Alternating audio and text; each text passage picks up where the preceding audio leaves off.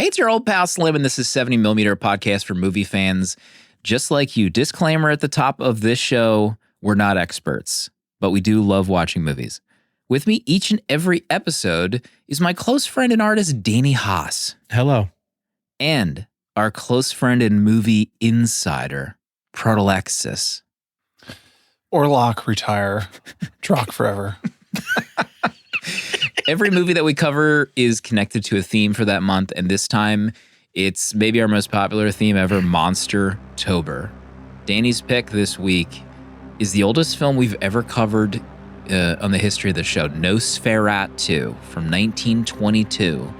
And you can use the chapters in your podcast app to skip right to that discussion. There's actually two reviews I wanted to spotlight. We'll just do one for now. Okay. Trainer from our community left a review.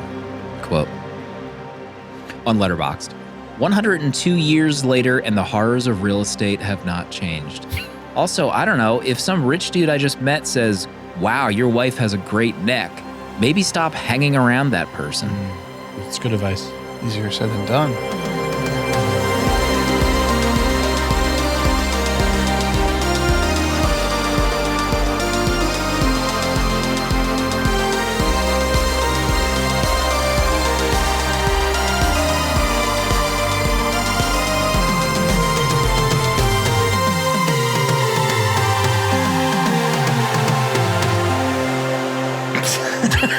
You ever try to do that in real life, Trainer?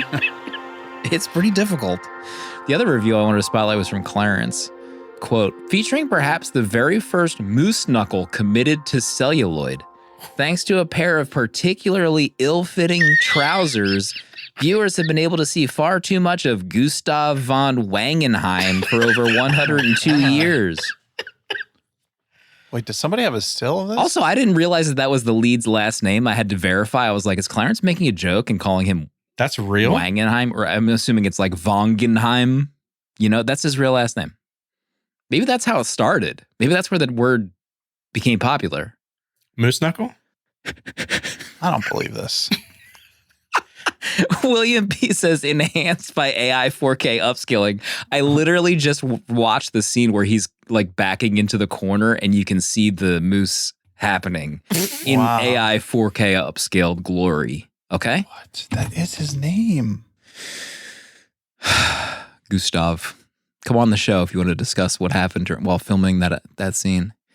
The big news tonight, Tesla unveiled the robotaxi. Oh, God. The Cybercab at Warner Brothers lot. They also revealed the Robovan, or as Elon Musk would say, the Robovan, and an AI robot. Proto, do you have thoughts on this event and the future of full self-driving vehicles? You know, I'm glad you brought this up because I'm in a very I've realized I'm in a dark place when it comes to news, because the way I consume news now is I'm just getting reactions to things that are happening, and I never get the source. I've only seen pictures or people making jokes about this. You know, I don't know if this was completely produced by AI and somebody's just riffing on Tesla at this point. So you're telling me this was an actual event. This is the first I'm hearing of it. This is real. I had no idea what these pictures were from. I was seeing comparisons to iRobot, the movie starring Will Smith, you know, a classic, Asimov. But yeah, I don't. So this is real. This is a real thing that's coming out. Will I be able to ride in a robotaxi? It's real in that an event happened and dates were claimed that a self-driving taxi will be on sale by 2027 for $30,000. So you can buy two of these. You could put them to work at night and presumably just make profit. Oh, so who's buying this? You would buy People can buy them. You could buy a robotaxi allegedly. And we rent it out? Yeah. And just send it out to work for the night? Has Elon Musk ever been wrong? It sounds like pure profit. While I'm sleeping, I'm making money. Yes. The real news this week was the Monster-tober vote took place for next week's episode. I completely forgot about this. We put the patrons to work. If they wanted to choose next week's movie, it came down to three options. Young Frankenstein, Okay. Salem's Lot, Okay. The original TV movie, because everyone's taking a hot steamer on this Max version, apparently. Or Twilight again. Redo. Twilight remastered. Twilight Since we've already remastered. covered it. 70mm's version. It was actually a pretty close vote, but next week it will be Young Frankenstein. Oh, Yes. I can confirm. that's shocking. Right now I have reviewed the data, Okay. and it will be Young Frankenstein. It was pretty close. Let's see. Young Frankenstein had 42%. Salem's Lot was actually second place with 32%. Oh, I So thought there Twilight was- would there have a was little some- surge. Discussed around the potential Twilight episode, it seems like. Yeah. They're not ready for the remasters. Yeah. It sounds like. Sounds like they're not ready. No. Keep them in the vault. Fine. You try to innovate, and then people say, don't do it anymore. Just Yeah. stop. Give And us then what you you've get been giving cyber us. taxis. These people don't want to make money while they sleep after buying 3 gold cars that Elon Musk says will come out by 2027. It's not happening, folks. FYI. Part, are you ready for Mel Brooks next week? I'm very excited. This was the movie I hope would win. So now we have Mel Brooks and the redemption. This is the beginning of the redemption arc for Gene Wilder on this podcast. And I can't wait to see what comes of it. Gene Wilder. I mean, it was a scandalous episode when we did the Wonka episode. We're not going to say which host had a real big problem with Gene Wilder's character and acting in that movie. We don't covered need, Wonka? we don't need to go there. The original. Oh. The Wonka Factory original. Right. With the music and the dancing. So this could be redemption. Danny, are you excited to watch Young Frankenstein? Have you ever seen it? When was the last time I saw it? No, I've never seen it. So I'm very excited for this to be my first time to watch it. And I was happy this won the vote. Even though I kind of was like, it'd be kind of fun to do Twilight again. It would be. For the people have laughs spoken. and the memes. In the future, maybe we won't even give them an option to vote. I will just innovate without their approval. Oh. Paul just posted a link, Young Frankenstein in 35mm, Friday, October 25th in the Pacific Northwest. Is that a good place to go to? This movie is not streaming. FYI, this is why we didn't just put up Young Frankenstein out there. So you're going to have to go get the physical disc or go rent it from your library. So support local. Yeah. If you need to. Support your local libraries. Without them, where would we be? Pardo, what did you watch this week? Anything exciting? Yeah, I checked a big one off the list. I wanted to continue. I'm still riding the high of watching Big Trouble in Little China for the first time. Watched that a month ago, right? John Carpenter's cult classic movie. In my top 3 Carpenter movies, of course. So I watched The Fog. Yes. Which I'd never seen Let's before. go. Yes. And what I loved about The Fog is positioned in a very interesting place in the John Carpenter filmography. It was after Halloween, which of course is smash hit, and before The Thing. So really I would say maybe his 2 biggest movies. So he does this little fog picture in between. And if you haven't seen The Fog, it's set in the California coast. I don't know where this town is, but if they're Northwest. if they're accepting Applications. new residents, I'm Yes. ready to sign up. The HOA is not ready for Proto. this town, God, Yeah. oh Absolute my dream. gosh. It features this lighthouse that also is a radio station. Oh my God. This woman walks along steps carved Let it into a cliff to the radio station, and you're looking out over the ocean that's just like, it's sloshing, it's like angry, but it's so far away it looks like it's moving in slow motion. I was just like in love with the whole vibe of this movie. Incredible vibes. It's about fog that kills people. So like, Have the vibes ever been better? Not all of it hit as well as the setting, but man, John really can shoot a movie, especially in the dark. I love how like dark the movie was. I mean, like the literal like lighting of it. It's just like so many dark scenes. It's all at night. Yeah, the sets are amazing. The action is pretty goofy. It kind of reminded me a little bit of watching Prince of Darkness, which I watched the other week. It's just like people not knowing what to do with their bodies. It seems like John Carpenter would say like action, and they would just kind of be like, oh, I'm not really sure what I should be doing, but I'll move. So it was a lot of fun. I gave it 3 stars. I could, if someone's saying, let's watch The Fog, I'm saying, put it on. Let's watch The Fog. Yeah. Listen to this cast for The Fog. Adrienne Barbeau, Hal Holbrook, DeGaude, Janet Leigh, and Tom Atkins. Not in The Howling, by the way. This is the Tom Atkins that is not in The Howling. The Todd. How about, I still can't get over this scene, but that hitchhiking scene at the beginning, Proto? It's unbelievable. Yeah. I looked up their ages because I had to be sure. Tom Atkins is 45 in this movie, and I think Jamie Lee Curtis is 25 or so when this movie came out. So tell us what happened. Tell us what happened. So scene, Tom, she's hitchhiking. Tom picks her up, and they're making small talk in his pickup truck. They're talking about, like, where are you going? Oh, where are you going? Oh, we're going to the same place. Oh, I'll hitch a ride with you. I'll see where this takes me. Jamie's immediately smitten by Tom and his look, his allure, his like divorced dad aura that's coming off. And the next scene of them is post-coital under the sheets. Yeah. Like they didn't waste any time. Jamie saw him and knew this was the man. She needed it now. Like, what is going on with Tom Atkins? Like, what is happening?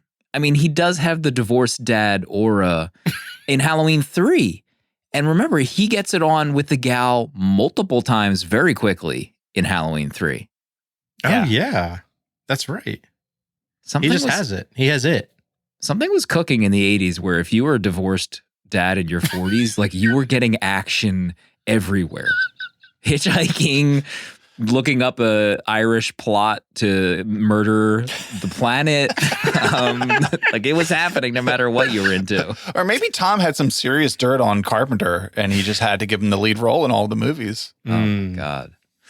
Tom, we love you. Come on the show if you want to discuss that, or the Tesla Robotaxi Robovan event that just took place. Say hello to some new patrons. Jacoby, Danielle, and Arthur joined this week. Got access to our Discord. $4 a month. Gets you in there. Gets early access to episodes. And the most popular part of our Patreon is probably our uncut episodes. Our Howling episode was 2 hours last week. What? If you asked me what the hell we talked about in the extra 40 minutes, I wouldn't even be able to tell you what we talked about last week. Did we fall asleep? I was falling asleep last week during that, but hopefully it was somewhat entertaining that we got into. And also, the Minari episode is out, available to patrons right now. Great episode, great artwork. Love that discussion. Danny, what did you watch? Sorry, there's a hair in my microphone. Drive me crazy. There's only one movie I want to bring up that I watched that I think both of you, if I remember correctly, said I had to watch this, or I should definitely check it out. I 5-banged it. Sleepy Hollow by Tim Burton. Oh. You talk about a movie in my alley. Yeah. This was it. Golly, this movie. I loved it so much. I loved the story. I loved the performances. But what got me the most was the sets. This whole town built into this. I couldn't get over what I was looking at. I was like, is this a real place? Like, I know Sleepy Hollow exists in New York, but like, did they find a torn down city to film in from the, early 1900s or whenever this takes place? God, it was incredible. So the vibes were off the charts for Halloween. And I honestly had a great time watching it. I loved it. It was a beautiful film. I'm glad you guys pushed me to watch it. Thank you. Doing the Lord's work. You knew. I mean, we're saying that about Gremlins as well, that you need to get on the Gremlins train. Maybe. I heard it's a Christmas movie.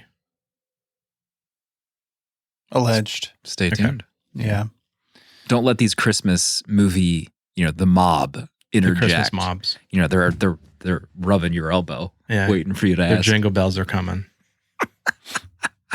What'd you think of Walken in Yo, you talk about his best performance ever. This Really? movie. Do you remember? Wow. He has one line, one word he says the whole time. He just screams and moans. I need to rewatch it. Do you I not feel remember this? I've watched it, but I think I gave it 3 stars and I was kind of bored by like the back half or Yeah, something. you put like Z's in your review, and I'm I'm not engaging with Slim on this right now. Not after I come off a 5 bang high. I'm not even telling him that I watched this film when I see that letterboxd review. There's no way this film was boring. That's not possible. And The maybe amount it's of time for a heads that rewatch. get cut off. We need in a this There's a film. lot of decapitations. There's a lot of decapitations. Probably could have in used this. a little Tom Atkins, if you know what I mean. No, Get Tom in there. No one was safe if Tom Atkins was in that film. That town riddled.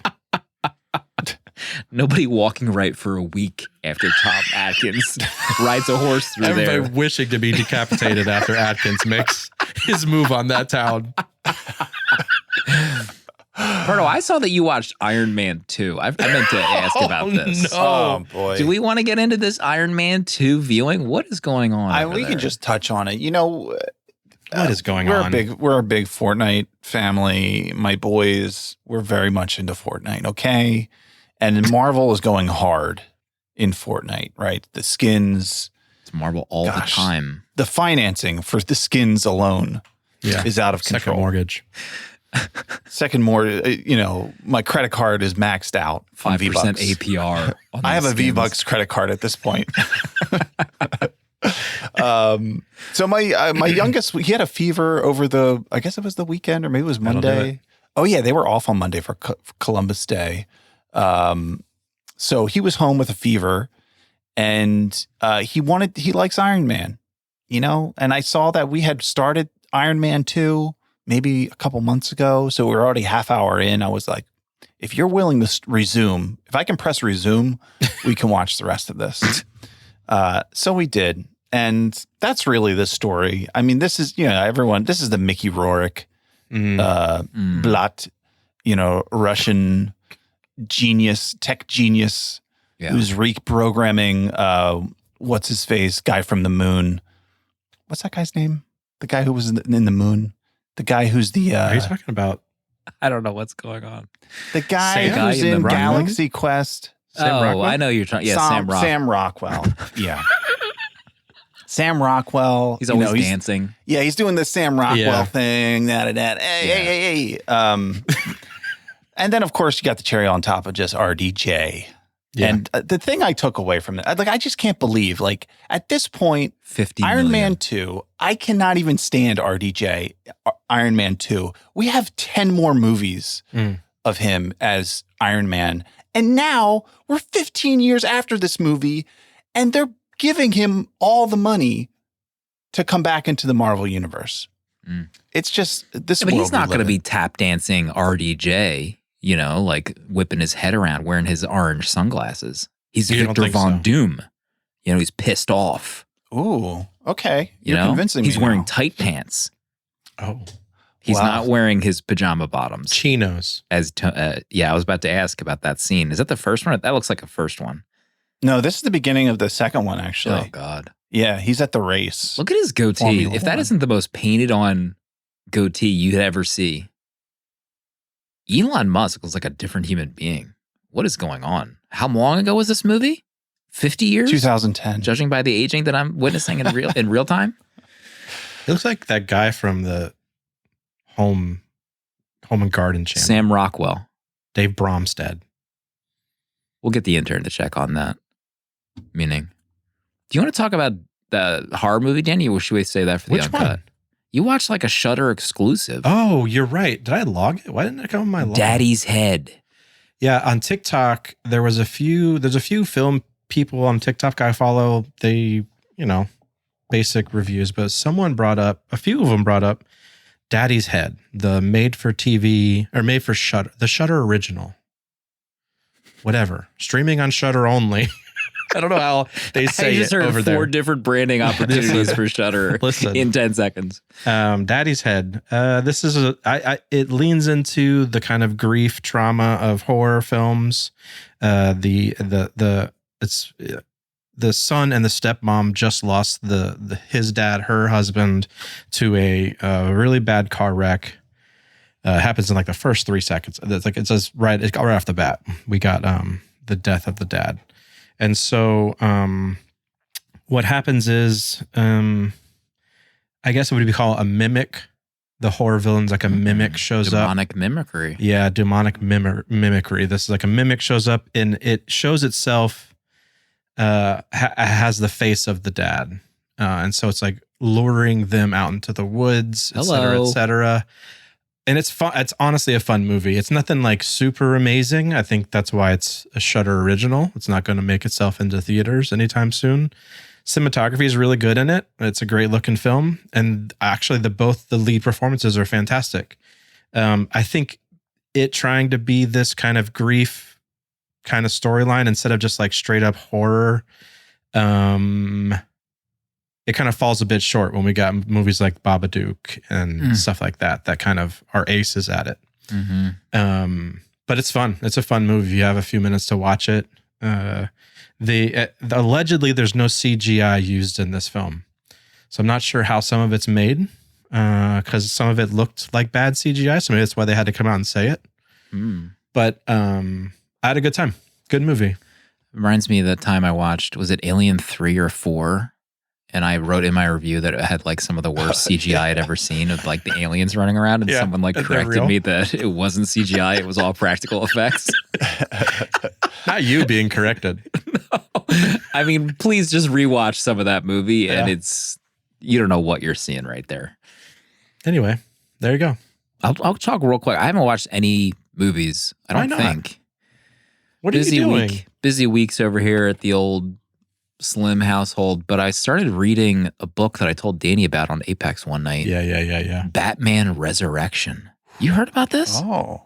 Talk to me. I saw a ad. It was like the Batman OG poster, and it said Batman Resurrection underneath. And I was like, did this book come out in like 89 or 90? And I never knew that they made a sequel novelization, but it's brand new.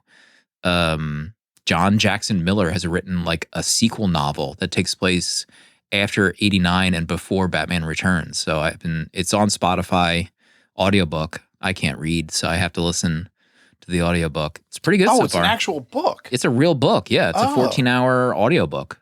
Or if you want to read the actual physical book. I mean, the physical book looks great. Like, look at that book cover.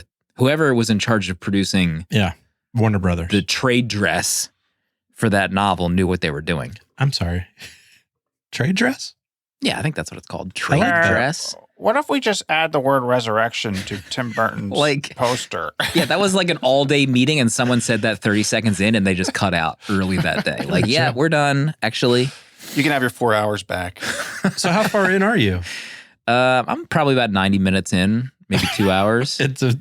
Are you liking it? Yeah, I like it. Oh, cool. It's cool. Like, there are some tie-ins to the first movie. Like, you hear, this isn't a spoiler, it's the first chapter, but like the two dudes that you see at the top of the building that rob the family that interact with Batman are characters in that first like prologue scene. Not the Bat. And the guy actually like does those voices to kind of like hammer in that like these are the two characters. Yes, the characters you're thinking of. Yes, these are those two. And then it's like the fallout of some of the like the name of Joker's toxin. It had a name. It's like Smilicin or something like they call it in the book. Of course. But it's caused kind of like repercussions in the city about how, you know, the rich have stopped going to kind of Broadway shows in Gotham because they couldn't get makeup anymore. So they're just like not going out and supporting the theater. So there's some of that toxin is still like around Gotham City, and there's almost kind of like an evolution of what the toxin does to people. And Max Schreck is in it super early on. There's a new bad guy, I think, that will be working from the shadows, but it's a lot of fun. Like, there's a Batman 89 comic book sequel that has come out. and I always want to grab the trade, but the trade is like insanely expensive, so I always put it back on the shelf. But these are the stories that I'm like super interested in. Like I wouldn't go back to these worlds. You said you just like sparked something in me. Who is it? You're welcome. Who plays Max Shrek? Christopher Walken. Because Max John Shrek is the name of the actor in Nosferatu. Yeah. Interesting. He doesn't do a Walken voice on the audiobook, just FYI. So, but the voice actor is pretty good. Okay. Anything else before we gotta get into this movie? This Nosferatu. This is episode number 241. We're getting close to 250. What are we going to do? 250, I think, will be in the new year. Our December episodes won't count. Oh, that's right. right. There'll be bonus episodes. Well, actually, exclusive episodes to patrons, but we'll talk about that later. Nosferatu, Monster-tober, Danny's pick, Proto. What's going on with this thing? 1922. Thomas Hutter is sent from Germany to Transylvania to meet with a new client, Count Orlok. Orlok is planning to buy the home across the street from Hutter, so they will be neighbors. Unfortunately, Orlok is a vampire and plans to suck the blood right out of the whole town. Hutter's wife, Ellen, reads that a vampire can be defeated by giving them your blood to drink so that they stay out past their bedtime, which is exactly what Ellen does to end the Symphony of the Night. Nosferatu. Symphony of the Night. Okay. Symphony of the Night. I always get this confused with Vampire. That's one that I've seen and logged on Letterboxd. I don't know if I love that one, but I always forget about this one until I see kind of like the shadows scene, the famous shadow stuff. Do you have a backstory with Nosferatu 1922 at all? Any history? No, not really. This was, I know of this movie, this and Vampire, of course. I've thought about watching it a couple times, October rolls around, and just how old it is, and I watch a couple clips, and it all has always scared me away, so I've never taken the plunge. Scared as in you're scared of how bad it's going to be? I'm scared that I will question why I'm spending my time doing this. Even though it's 90 minutes, but I guess the silent film aspect plays into it as well. Yeah. I mean, you've watched some silent films, right, on your Criterion journey or AFI? Maybe there's some kind of like PTSD as well. Yeah, I mean, that's the thing. I've watched a lot of questionable things in the past few years. So, I've been down that road. And if I might do it for a challenge, but do I want to do it of my own volition where I'm choosing? I'm not winning any prizes for this. If I'm winning a prize, Right. So it sounds like maybe you were feeling a little bit of dread when Danny was going to pick this movie. You're like, I think he feels dread every time I'm picking a movie. That could be. I mean, after Brother Bear, it's Something to think about. Brother Bear was like It's all 4 uphill years from ago. Brother Bear. It's never healed with Frodo for the Brother Bear pick. Brother Bear. Top 3 vampire movies, Danny. Oh God. I don't know. I mean, Dracula. Universal's Bram? Dracula.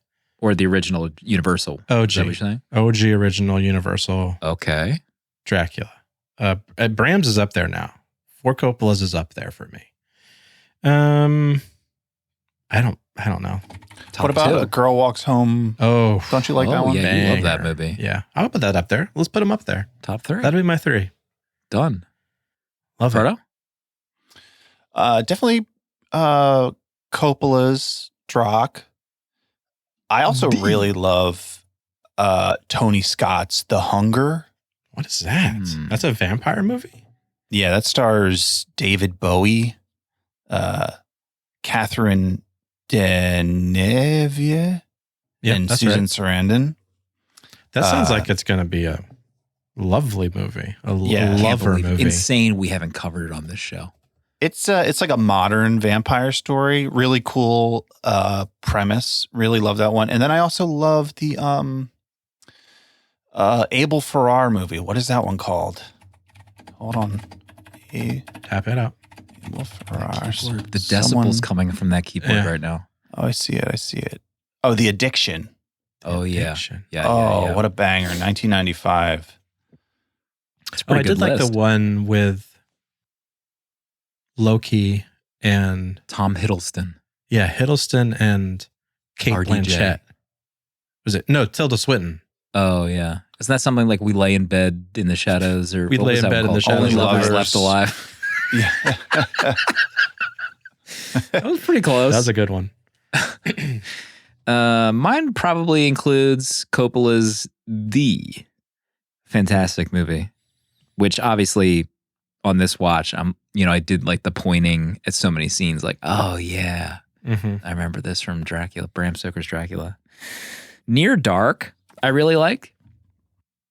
Don't go and check my rating. I'm just, saying these are 3 that I enjoy. I Has at like least Z's. I at least gave that 3 stars. No, Near Dark has probably one of the coolest special effects that I've ever seen in a movie. What? There's a character that is on fire in that movie, and to this day, I have no idea how they did it. Like, It's probably not CGI. It looks like the person is on fire, and it's like gobsmacked when I first saw it. Oh. Catherine Bigelow directed that movie as well. And my third one is probably Fright Night. Oh, you like Fright Night? Oh, God. That's a vampire movie? Have you seen Fright Night? No. Oh my God. You keep threatening to pick it for the podcast. You never do. You chicken out every time. Why didn't I pick Fright Empty Night for threats. Monster-tober? Damn. Fake fan. You should watch Fright Night. Okay. Maybe don't rate it though, just in case we cover it on the show. Chris Sarandon, you talk about Tom Atkins and his sexual allure. Chris You ain't seen nothing yet with Chris Sarandon as a vampire in Fright Night. Pales in comparison. Man. We haven't talked about Lost Boys. I would do Lost Boys up there too. That'd be my 4th. Oh. I love Lost Boys. We never covered that, right? No. I feel like we need to do like 2 emergency episodes. Lost Boys and let's just do Fright it tonight. Night. Stay up all night and just watch them and then record. Yeah. God, I'd love to rewatch Lost Boys. It's been a while since I saw that. That movie was like R-rated to me when I was a kid. Really? Like, I don't think I was old enough to see that when I was younger. Oh, I have to tell you a story real quick. Please. We're just killing time not to talk about Nosferatu. We'll get there. I fired up while I was working Return of the Living Dead for you. I wanted to watch it for you. It's one of the days that our kids had off for the hurricane. And Georgia's sitting right behind me playing Fortnite. And we get to the first graveyard scene and she rips her clothes off. And I'm like, well, I'm going to have to watch this another day. Yes. George, don't turn around real quick, please. Yeah. She is standing on a grave. We can't have this. No, I mean, she's naked in all of her scenes pretty much after that. So like when I first rewatched Return of the Living Dead, I was like, is this why I'd never see this on TV? Because she's nude in most of the They'd movie. have to cut 20 minutes out of this film. It's a lot to cut out. But So I'll get back to it eventually. Yeah, please. When I'm home by myself. All right, so we all took some notes while watching Nosferatu on various locations. Right off the bat, I'll say that I watched the Canopy version, which I believe the Kino is Lorber the version. Kino Lorber restoration.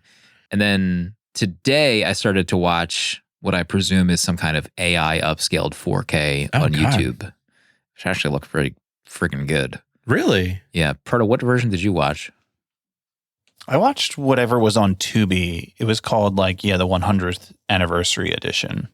Oh, that was also available on Hoopla or Canopy, but I didn't watch that one. So I wonder what the restoration was like for that. So was yours full black and white, Proto? Because ours was kind of tinted. Yeah. Yeah, it was kind of like a mixture, I feel like. It was kind of all over yellow the for place. daylight and blue for nighttime shots. Mm-hmm. Yeah. Okay, that's what you saw too. Danny, what's the top of your list for this movie? Top of my list, I think, is one thing I was shocked at watching this film is how good the cinematography was for 1922. I was surprised by long, like really long takes that they were doing. A lot of walking, and like the framing felt really well done too as well. I was kind of baffled by it. And a part of that, I was kind of in love with the special effects for the 20s. I thought the use of the shadows on the wall were incredible. I really loved that aspect. I loved the disappearing. Like I was like, I wonder how they did this in the 20s. Like how he had him like, half faded on top of the the tomb, or even maybe in his death scene, it was kind of like how he fizzled out. And I was just impressed by the look of this film. Yeah. I thought it looked dynamite for the 20s. And I mean, I know we watched the Kino Lorber, I think it ended up being just the Blu-ray version of it. So it's still quite high quality for what we could have. But I feel like watching this in the 20s would have been something that felt, groundbreaking, like a 2001 Space Odyssey for us, like a big moment in cinema we'd be watching. And this movie's long, like it's a long silent film. 90 minutes. Yeah, I thought it did look gorgeous. Especially like even including the special effects. Who knows? We have no way of verifying how they did it in these special effects. Lost to the sands of time, I presume. No. But yeah, the shadow play stuff, like there's so many scenes of Orlok that are like bewilderingly creepy and like, man, this is 100 years old, this shot, and it looks friggin' dynamite. And what's even more bonkers is there was like this lawsuit because they didn't get permission to adapt the book, which was like 30 years, 25 years previous. Mm-hmm. And that part of it, the fallout was like all copies had to be destroyed and some remained. So we were so close to this just never being viewed again. Like, can you imagine living in a world where people, maybe even just writings from this movie from decades ago were the only knowledge of this movie, where you're reading people say like, oh my God, the visuals in Nosferatu would blow your mind. They were so forward thinking, like the shadows, we'd have no idea what they look like. But thanks to some copies surviving and then, the copyright lapsing or to public domain, it's like everywhere, which is crazy. When I was reading about the lawsuit, Bram Stoker's wife is the one that did the lawsuit, and she didn't sue until 3 years after the release of the film. And only one version of it, the one copy of it, was shipped overseas. So like at that point, every distributor had their copy, and how are they going to verify that people are burning them or destroying them? Right. Kind of wild. Yeah, I mean, it's great that we have this, but then you can also, like, you read about it, and they say that from like this period, there's like hundreds and hundreds of movies that are just lost that's to insane. time. Like, it's like, yeah, it's great that we have this, but like how many other classics that might have existed that we would count in the same way that we count this movie of like, wow, it's great to have this, that they're just lost forever and we'll just never know. It's wild. Clarence in chat says, how about 8 of Murnau's 21 films being completely lost? Jeez. Crazy. One of the things I read too was, I think what signaled, because I feel like they got away with it for so long, but there was a German copy of it, and the producer of the film, when they were doing the German title cards, one of it said, inspired by Bram Stoker's Dracula. Like he put it in the words. So he I saw that too. Yeah. Which made me confused because I was always under the impression that they were kind of doing this like, it's obvious that it's Dracula, but they were kind of making it so that they could be like play innocent. But the fact that it was in there was like, oh, okay, so they're just like outright saying it. I think like, are you an idiot? Take that slide out. What are you trying to do? Yeah, they were doing their best, and then like some idiot wrote the slide and said inspired by Bram Stoker. Oh my God. Yeah, because I remember I honestly had no idea that this was like trying to skirt, the rights. So when I was reading all these years about Count Orlok, and I was like, who is Count Orlok? I never put 2 and 2 together that they were just doing that to avoid, because they never got the official rights to adapt it. I kind of wish instead of Orlok, they had just spelled Dracula backwards. I know. Oh my God. So Pardo, what did you think of some of the visuals in this for 1920s style. Yeah, I think so. It looks great. I kept thinking as I was watching this, though, of like, what about like all the footage that they didn't use? Or like, well, even then, I don't even know what was the process even like. Did they have like, rolls of footage, like a ton of B-roll that wasn't used, that was cut out, or just like the thought of like Max Schreck doing like outtakes? Like, how amazing would it have been to see like him like goof up and then like being in costume and being like, oh, all right, let's like roll it back and redo that. Yeah. Just like I kind of wanted to see that, because as you're watching it, there is something about this where, because it's so old, it almost makes me feel like I'm watching something that actually happened. I don't know how else to It's like a home video feel almost. Yeah, it feels like it's too old to be anything else than to be real. So when I'm looking at this, like I have to remind myself that this didn't actually happen, or like, this wasn't an actual vampire. But like, I don't really have that experience with other movies. But if you had like the reels, picture Chevy Chase in the attic at a Christmas vacation watching the family film, but he's watching this. I mean, I think the wiki or somewhere said that there were stories that they thought Max Schreck was a vampire at the time, or like they thought something was weird about him, which eventually started the adaptation. I'm not sure if it was Herzog's or someone else, Shadow of the Vampire. I can't remember which one, but there was one movie where they made it so that like he actually was a vampire. I think Willem Dafoe played. Yeah, that's Shadow. Or was it Shadow? Yeah. So I've seen those movies, but I honestly don't remember anything about them. I think he plays. Oh, never mind. Go ahead. I lost my thought. It's okay. Top of my list. Let's see. I mean, one of my notes that I wrote down were like slapping forehead because we've just rewatched Bram Stoker's Dracula, but it's like there's so many scenes where I was like, oh yeah, I really like this in Bram Stoker's Dracula. But I guess it's like Idiot, it's based on the book. They're both based on the same book. Yeah. But it's fascinating to watch these things that are so many decades apart and they're still very similar. Like you can see the bones of Coppola's vampire movie, and it's just so fun to like think about the evolution of filmmaking in that time and what like Coppola was able to accomplish. And like we gushed about that in that episode, but there's not a lot of sex in this one compared to Coppola's. I'll say that much. There's definitely no werewolf sex. No. For sure. Which is probably its biggest downside. But I liked kind of watching this and just comparing the same scenes to Coppola's. But yeah, it's fascinating to look back. I mean, it's 100 friggin' years old, but some of the scenes are still pretty cool. Yeah. Well, I'm continuing to read through the book. And I think the most interesting thing so far with the book is that I think I'm like a third through the book, you get to Dracula arriving in London, which is really, for the movies, is almost like 80% of the movies. It's like once he gets there, it's like you're kind of almost to the end in a lot of ways. So I'm like, wait, what's going to happen for the next 2/3 of this book?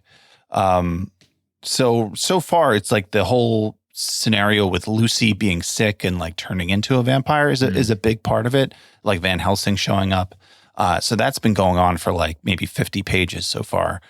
So I think it's like maybe that and then them chasing him back to Transylvania will be a big part of the book, which is usually in the movies is compacted to like a very short amount of time that's spent on.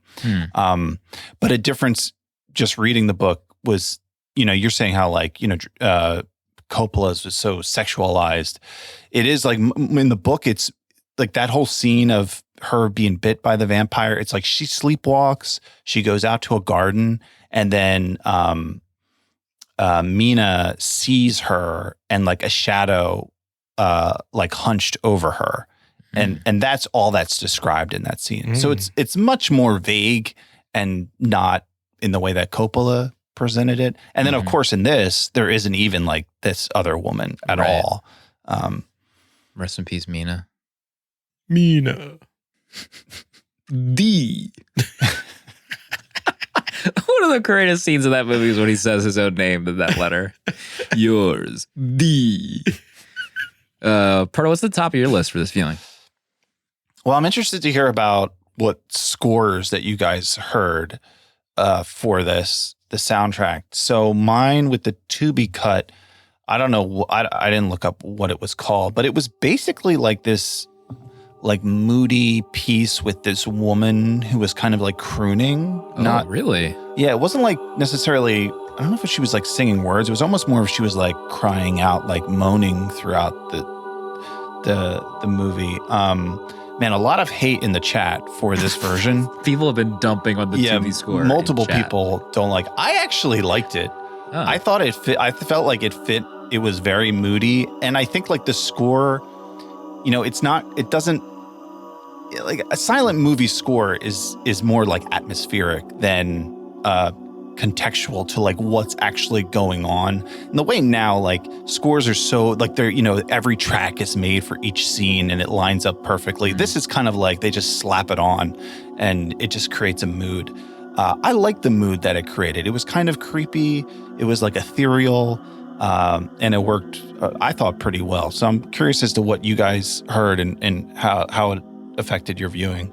So I looked it up. The Kino Lorber version that we watched is the original orchestral performance of Han Erdmann's score from 1922. It's supposed to be like the closest representation, right? Yeah. Because I think the original was lost and people tried to piece it together from something like some that. of his notes. Yeah. I thought it was great. I don't remember anything people singing in ours. Do you, Slim? No, I don't think that's our version. Yeah, I thought the score was great. Very, very, it was on like to the notes to things happening on the screen, like as the beats would hit, like as you would climb up around something, or it would like, you know, crescendo, and it was great. I actually had a different experience with the music. I thought it was kind of similar to what Proto was saying, how it's that ambiance and it's not exactly tied to what's happening. Like when he would like appear or something or move, I would wait for like a big like piece of music to happen at the same time. Oh, I got that. Really? Yeah. I feel like I didn't get it on the version on Hoopla. But so then I like poked I around used and Canopy actually. maybe there's two different versions. So did you, at the start of your movie, did you get like a long 4 slides on the restoration? 4 slides of the restoration. Like the restoration was explained as the movie was starting. No. Like this was, you know, we worked with so-and-so in Germany. No, I didn't get that. Okay, that's the version that mine had. So I wonder if maybe we actually listened to different scores as well. Yeah. Because mine was allegedly the Canopy, but who knows with the metadata of the libraries. You know, we love libraries, but it's very difficult to get things right, the metadata. It's so tough. Mine was like what felt like a silent film score. It wasn't exactly tied to it. It was okay. It didn't blow me away. But, you know, I think maybe just silent film scores aren't my vibe. But I would be interested to hear, you know, the Radiohead presentation. Deanie, I thought you were going to see it. Yeah, I was supposed to go Sunday, but we had a hurricane, remember? So that's right. It threw off our week. Cat 6. So I just couldn't slip out. You slipped out, you'd fly away. But I guess it wasn't worth it for Radiohead. I'm not responding to that. Not responding. Mosh just posted a wall of text. Mosh, can you summarize what your 2 screenshots say for me, please? Danny, next on your list. Next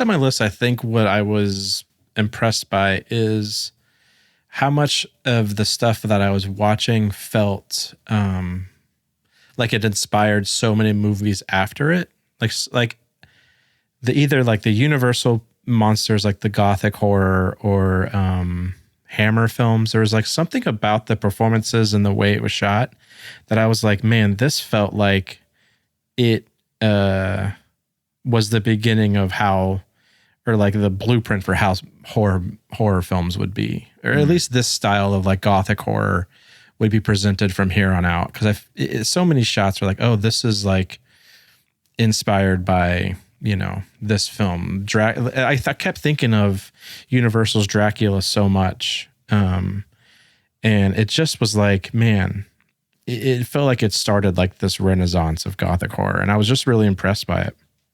Yeah, I mean, like, what would those movies even look like maybe if this was lost forever, one of those lost films? I wonder. Yeah, because I if it also looked different. expected so much of this to just be like a weird piece together set. This is just like my dullard silent film knowledge. But everything felt like it was on location and real spots, and everything just looked great. Yeah. Yeah, I thought of that when the scene of Ellen's her room with her balcony. That looks exactly to me, from what I remember, that looks exactly like her room in the Dracula movie. Yes, I was like, they must agree. have just ripped this right from Yeah. it. I mean, it looks great in both movies, so I wouldn't blame them for doing that because it kind of works perfectly. But yeah, I thought the same thing. I was like, yeah, I wonder how much this inspired that. Mm-hmm. How about Max Schreck as Orlok? And Orlok, the character in general, maybe Pardo has thoughts. Multiple times I've seen him disparaging Mr. Orlok. I love the scene where he's loading up his caskets himself. That like the stop motion. It looked like stop motion of them just like taking photographs and combining them. But him like the last one just getting up there like by itself or whatever.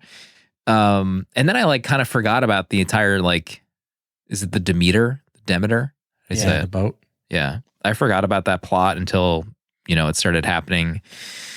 And then the earth, the dirt being, was this did they ever explain why in the Bram Stoker's Coppola one, why there was dirt in it? Because I feel like this was the first time I've heard it explained in this movie. Like there was like a thing like the vampire heels, like where they need to be resting in where they came from, like the earth. And that's why there's dirt in the caskets. I feel like maybe Anthony Hopkins might have given like a one-line explanation, but okay. I don't know though. Yeah, I think you might be right because I feel like unless like just from knowing the Dracula story, that was kind of familiar, but I don't feel like it was explained either in that one. I thought his look was pretty cool. I'm curious, like, is in the book, is he described in this way, or did the director just kind of go with like a different angle? Because this representation of Orlok, while famous, I feel like they don't really do this look mainstream really anymore, right? It's kind of like its own thing. I could be wrong. I don't know. I'm not a vampire expert. In the book, he's described as like, what did they say? I think, what's the word? I'm going to screw it up. I Googled that. Aquiline. So they really say like he has like a hook nose. That's like one of the main thing, and that he's pale. So I guess it kind of works. I don't know if they say he's bald in the book. I loved his long fingers too. Like anytime his hands were like, exposed, his like creepy fingers. Like I think when he's coming out of the coffin, it looks pretty rad, or when he's like coming around a door. But Pardo, what did you think of the Count? Well, the thing I was waiting for and the thing I was excited for was like, oh boy, how are they going to, present him? How are they going to show him when he first appears? Like, that's what I was excited for. And it's like a total, like, nothing burger. Yeah. Like, they don't like introduce him at all. I don't even remember, but I have written in my note. That long hall and he's wearing the thing on his head. I thought it was a servant walking out, but I was like, wait, I think that might actually be Orlok. Yeah. Yeah, it was just like his intro was nothing at all. It's like, here is the vampire. This is your moment to show him off in some kind of cool way. And it just kind of was like, he just like walks into the room, like in his like weird little like shuffle, his hands down in front of him. I was not blown away by Orlok. It's tough because not to bring up Coppola's, but like, I don't know, it's pretty hard to watch Coppola's and be enamored by the presentation of that and then go to watch this and kind of hope for something similar when it's like 1920. Actually, what do you think of the Count? It's fine. Like, he's fine. He's nothing like you said, it's nothing like what Gary Oldman gave us. But I love it for how iconic it is. I actually like how simple it is. Like, it's not insanely kind of crazy. The thing that always gets me every time, I mean, we don't get a ton of close-ups of him. The the fangs being in teeth and like his two front teeth is like, they must have ditched that right away after this film, because I don't remember seeing it much again. And maybe in the Werner Herzog one. But I like his look. I think just because it's iconic and it's classic, I think that's why I really love it. I'm fine with it. And one of the things I liked about his performance was I liked him juxtaposed to Hutter, because Hutter was performing it like I would expect a old silent film performer to do. He's very jittery, very like abrupt with his movements. But Max was like almost in slow motion and very like smooth in his motion next to him. So there was like a difference between the two kind of characters, which I thought was, I don't know if it was on purpose, but him being Dracula and Hutter just being like a mortal, it looked like two different races of people, which I thought was interesting. And then a third being his moose knuckle. The moose knuckle, yeah. Yeah. The appendage. I kept thinking that he looked like if a nerd was turned into a vampire. Like he reminded me of the bully in A Christmas Story. Like the little ginger kid. Oh yeah. It's like if somebody, like a kid with buck teeth, turned into a vampire. Like this is who he would be. Mm-hmm. Yeah. Give me Gollum vibes too. Oh yeah. Big time. Pardo, next on your list. I loved how crazy everyone looked in this. Like the sideburns, dude, and the haircuts, and the beards. Like everyone has the thin beard. I mean, that captain's sideburns were 4 feet off his face. The captain, unbelievable. He was catching some air with those. Jesus Christ. Him and also Renfield. I've really grown to love this character Renfield, because I think, he's not in the Dracula Universal Dracula movie.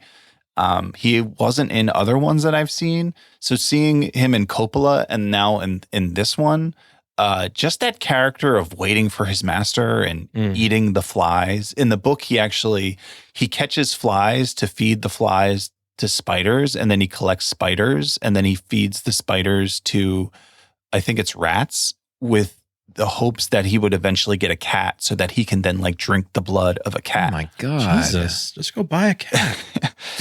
He's in prison. What's he going to do? Yeah, he like asks for a cat, but they won't give it to him. Just one cat.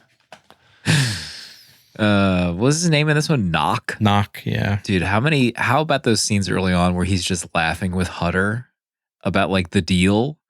He's like, you could, you make a lot of money, but it might cost you some blood. And they both like are looking at each other, and he's like they're laughing hysterically like a Police Squad episode ending, like freeze frame.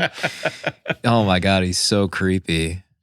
Yeah, it's so weird. Like, because I think Van Helsing is in this, right? But that character also has a different name in this movie. Like they changed the name of the doctor. Yeah. I don't remember that guy's name though. I had some other, which is a random note. How about the scene where she's on the beach? It looked like a cemetery beach. Cemetery beach, the dream. I mean, what a phrase. Just the idea of gravestones on a beach. Is this the greatest idea in movie history? Like, how have we not seen more of this? Just like, I know it's nonsense hurricane. And they'll just like, wash away. But man, that is an awesome visual. Yeah, it looked great. Danny, last point? I think my last point is the final scene. Not the final. I guess it's the final scene. I don't remember how it cuts to the ending, but when the fiance is in her room by herself and she sees Nosferatu across or Orlok across to his. He's now in his condo in London or Germany. I don't remember which one they had to change for this one. And he comes over to kill her or she sacrifices herself after they read the page from the book again or something. That whole sequence was dynamite to me. his like weird like Michael Jackson Thriller like slide off that he did from the window, but then the shots of the shadow coming up the stairs, the long fingers, Yeah. and then the shadow of her heart stopping, I thought was dynamite. And then the look of him after he drinks her blood, just kind of coming up from her neck and kind of, straight fourth walling it like right into the camera. Fantastic. I think that was a fantastic ending to this film. Yeah, his hands, the one like I thought the famous shot of his is him going up the stairs, but I thought the shot of him going closer to the door with his hands getting bigger was way cooler. It was killer. Than the stair shot. Yeah. Agreed. Dynamite visuals. So I haven't watched the Eggers trailer. So in your view, is he just going for this movie? Like is this his version? That's what I've felt like he's doing. I didn't really like look into what the name of the characters are outside of any of this. After watching this, I was like, man, I wish Eggers had the gumption to do a silent film and like try and do another Nosferatu as a silent film again. Okay. Because of what we have now with, how we can do a score and cinematography, I just feel like that could have been something like super brilliant that he could have pulled off. But watching this made me even more excited for his film coming out in December. Yeah, I only watched the teaser. I felt like that was all I needed. So I haven't watched the trailer. But yeah, I mean, I'm excited. I love all of Eggers' movies. Can't wait to see the final all of them. Oh. How many are there? 3? I pulled it up on Letterboxd, not to spoil. But yeah, everyone's name is from this movie. It's Orlok, it's Hutter. Yeah. All right. I won't keep going through them. Knock is in it. Yeah. I think it's just a recreation of this film. What the aspect ratio is going to be? I mean, he pulled it off with Lighthouse. Right. I don't know if he'll do it for this. Open mat. Final point? I don't really have any more final points. My honorable mentions. Can't believe Trainer just posted that GIF. The timeout. Wow. Should we give Trainer a 24-hour timeout? It's been a minute since we've gotten a timeout. My God. Can't do that when Kev's drunk. Listen, we have to look out for all of our members, and Trainer, that was a little inappropriate.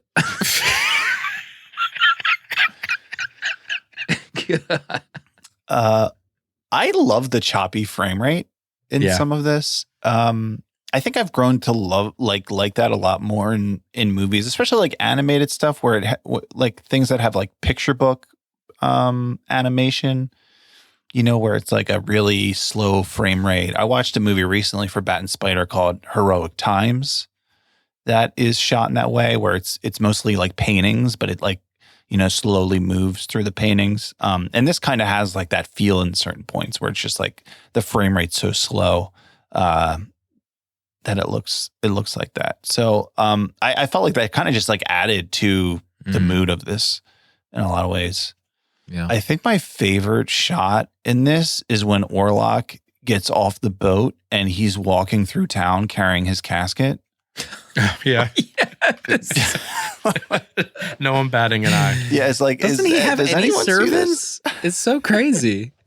Yeah, the fact that he's like doing it all alone is funny. But I guess it wasn't that like that in Coppola's too, where he doesn't have any servants, and in the book he doesn't have any servants either. Like Jonathan Harker realizes that he's alone in the castle with Dracula. Like Dracula does everything. Yeah, but I thought that was so funny. And then as that scene was happening, I couldn't decide. Is like, wait, is he carrying a casket or a coffin? And then I wasn't sure what the difference was. I was about to say. And well, so it changed in that one scene. Like, remember when he first finds his coffin downstairs and it's like elaborate, but then when it opens, it's like a chintzy wooden one. Sorry, you were about to go. Oh, yeah. Yeah, let's let him finish. Son. so I had to look it up. I was like, is there a difference between these? And I think, and it said, and I'm pretty sure it's the coffin. If a coffin, a coffin will be tapered at the bottom, whereas a casket is like a square. So if they have a different, the shape, if it's just a rectangle, then it's a casket. So I think he was carrying a casket, and then a coffin is if it tapers towards the end. So the more you know. Interesting. I like the shot. I thought a cool shot was at the end where Renfield is running away, and there's like all the townspeople are running, looking for whoever they're looking for. But there's like a shot from the roof. Yeah. Of like them down in the street. And I was just like, kind of like just to be a bird on the roof watching them film this scene of like what that even looked like, of them having a camera crew up on the roof and like saying action. It just seems wild in 1922 for them to be shooting that scene. Yeah. Also, did they hit him in the head with a rock? While he was up on the roof? Yeah. He got hit by a few things. Yeah. Yeah. Made me laugh. Yeah, that's all I got. I thought this was good. I didn't really love it though. I felt like maybe it was the score and it would be interesting to watch like a different cut. I don't know, because I felt like I wasn't fully taken by it as I was watching it. So I'm at 3 stars for Nosferatu. There you go. That's pretty good. Okay. Yeah, we didn't really talk about Hutter Harker so much, but yeah, he was amped up. I don't know what drugs he was on, but he was doing the silent film acting. Like he's climbing the walls. They even have drugs back then? I also thought he, like the way he kissed his wife was more real than Jimmy Stewart. Jimmy. And this is 1920.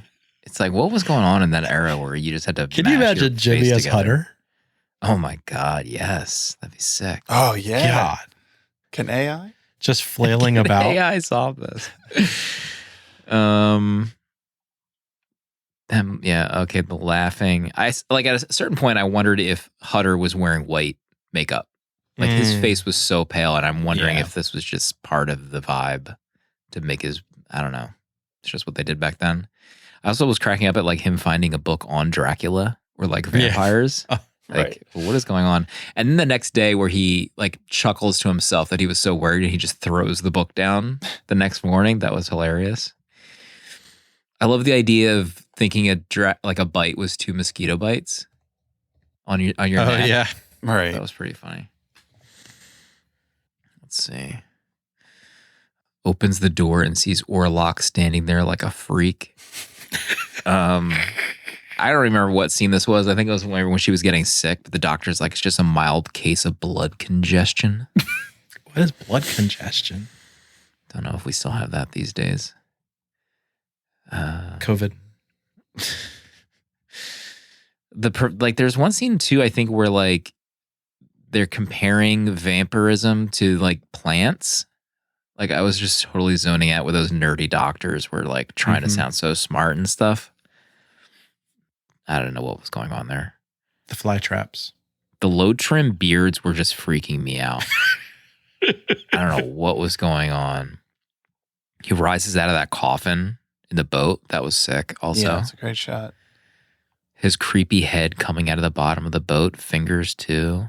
Sick. I mean, the shot of him walking across the deck of the boat was a banger too. That low angle. Mm-hmm. God. I also thought it was interesting too that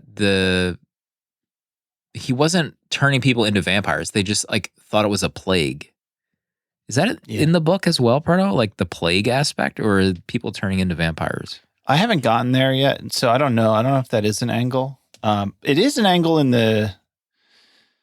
I would think it is because it's like also in the Nosferatu Herzog story. It's really big in that. Like he has like 10,000 rats in his movie, like live rats, practical rats. Yeah, he like released them in a European city. It's pretty wild. Jeez. Yeah, I like that angle of, a vampire coming to town, but people just assuming it's a plague that's killing everybody. I'm at 3 stars too. Lots of cool shots, but being drawn into the story, it kind of just doesn't really compare to me because I've rewatched Bram Stoker's Coppola's movie. You know, I totally get like, this is historic and has influenced so much, but it just like for my like watching entertainment value, 3 stars. Danny? I wrote down George Lucas transitions. I felt like there were some transitions that felt like Star Wars in this, like the like zoom in, zoom out kind of telescoping of the frame. Yeah. I thought it felt very Star Wars-esque. I wrote down about the premiere of this movie in March of 22. They did a premiere where they previewed the film at the Berlin Zoological Garden. And the event they just called it was it was like Festival of Nosferatu. And so everyone was asked to come in costume. They had a stage show that had a prologue by Max Schreck and then a full dance number. And then after the film, it was a complete masquerade ball. And the premiere cost more than it cost to make the film. What? Yeah, which is wild. I think they still do Festival of Nosferatu, but I think it's in Austin, Texas now. I didn't do any more research after I saw Austin, Texas. I'm like, no, never mind. I don't. We need to have like a 70mm masquerade ball. Definitely. I want to go to one. You know, like Batman Returns. Remember Michelle and Michael? I was thinking Eyes Wide Shut. That's not what I was. I'll walk around like Tom with my doctor's card, like I'm a police officer. I am also at 3 stars and a heart for this film. It's I think it's fine. It's great. It's a classic. We have so many films because of this film. Yeah. Thank you, Count, for all your hard work over the years. We have a letter to get to. We also have a VM, but I'm going to save it for the uncut episode because it's a little bit long, but I've already spoken to them about it, cleared it with them. We'll get into it in the uncut episode. Let me get my little letter machine out here. This comes from Danielle, new patron. Actually just became an intern right before we recorded, by the way. Oh my gosh. Got access to, what do we have for interns? Audio commentaries, me and Dale watching David Copperfield specials and recording live commentaries. I mean, that's what people should be coming for, frankly. Oh. But also interns get some voting power for the special episodes that we do. Hello, 70mm. Danielle, again, a.k.a. Synth Score Slut on the Discord and new to your Patreon. I promised to upgrade my membership soon, but I was just anxious to get into the community. I'm writing an email today because I'm at work, but I just listened to your Dracula episode and you guys said something about possibly coming to Oregon? ? Oh no. Well, as a resident of Oregon myself, I couldn't recommend it more. I live in Newport, mostly famous for our bridge and having the Oregon Coast Aquarium that houses Kiko before he was released to Iceland, but the whole state has a wildly rich film history. Just up in the Portland and Astoria areas are filming locations of Stand By Me, Mean Creek, The Goonies, Twilight, The Hunted, and possibly most famous is the Timberline Lodge that served as the exteriors for The Shining. Unless I was mistaken, I think in your Shining episode there was some brief confusion about where Timberline is located, but it is indeed in Portland. The Stanley Hotel, which inspired King's novel, and also the one located in Colorado. The Stanley is also the same hotel that Jim Carrey and Jeff Daniels go into in Dumb and Dumber. I wonder if that's the one where they filmed that poop scene, too. Remember when he was, like, letting loose? Swanson, Samson. My God, that scene changed my life. Astoria also has the Oregon Film Museum, which is located inside of their old jailhouse. That's really small and old, and it's only $5 to get in to check out. I hope you guys make it here eventually and soak up the vibe of the Pacific Northwest, because there's not many places like it. Keep up the good work. You're all immensely appreciated, and I already feel accepted into the 70mm pod community since joining the Discord yesterday. Have a good one. Bye. Comes from Danielle. Danielle. Goodness. Danielle, welcome. Welcome home. There's no place like the Pacific Northwest. We've been That's what saying I keep hearing. We've been saying it. Do you think they teach in elementary school, like all the movies that are produced in Oregon so that everyone can recite it? Yeah, you don't graduate unless you become a Pacific Northwest shill, I think. You're like part of a secret society. Gooners. People asked me what to do in Center City, Philadelphia when we had the meetup, and I was like, I don't got any clue what you could do in Philadelphia. There's no history in Philly. It out. There's nothing to check out in Philly. I was like, there's City Hall. There's a Rocky statue. You're going to have a great time. There's, what was the medical museum? No photographs allowed. That one was pretty popular. Would love to go to the PNW, though. What if? One day. Thank you, Danielle. Maybe we'll see you in the Pacific Northwest at our next meetup. One day. All right. Next week is Young Frankenstein. It's a big one. Not streaming, but this is what our patrons wanted. They wanted a difficult to find movie, and we're going to cover it. So get your Amazon Prime 7 a.m. to 11 a.m. next morning order ready for this Blu-ray 4K. I don't know what the heck it is. Is there 4K? Probably not. Oh. But, Proto, any closing thoughts this week? Monster-tober is almost over, and then we got to come up with a new theme. Yeah, well, I just wanted to say I'm continuing to watch The Story of Film. This is that documentary guided tour through the greatest movies ever made from the beginning of film to modern times, directed by Mark Cousins. I'm on episode 9 now, and we're really getting into the juice. This is 1967 through the 70s, and he's covering primarily Coppola, Scorsese, Nichols, Mike Nichols. So he's talking about the world as it appeared upside down in this time period, in the movies that portrayed that. You know, One Flew Over the Cuckoo's Nest, The Graduate, Mean Streets, Taxi Driver. If any of that appeals to you, gosh, I cannot recommend the show enough. It's just like, it makes me want to go back and watch these movies. Like, I was like, am I firing up Taxi Driver tonight? Oh my gosh. Yeah, so if any of that appeals to you, this is such a great documentary. It's, I'm looking now. Apparently it's streaming on Tubi now as well.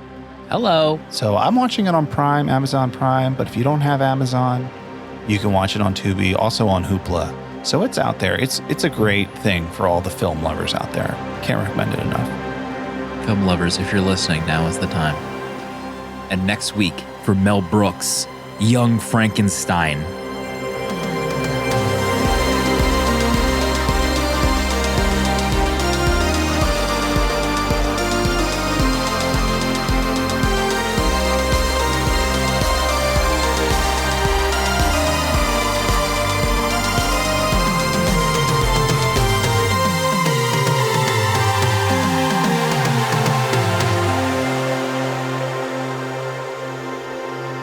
'70mm is a tape deck production featuring original artwork provided by Danny Haas. Spiritual guidance and V'ger, the robot who loves movies, provided by Pertalexis. Producer at large Dale_A. And music composed by Cinematric. Prints and other merch are available on 70mmpod.com. This episode was mixed, edited, and produced by me, Slim. Support our Patreon for access to our VHS Village Discord to talk movies with new friends, access to our exclusive episodes in the 70mm vault, discounts on merch, uncut episodes, and a physical membership card mailed to you. To check out other Tape Deck podcasts, find the link in the episode notes. And if you'd like to support our friends at Letterboxd and upgrade to pro or patron status, you can do so with a 20% off discount using the links on 70mmpod.com. Goodbye. This is a Tape Deck podcast.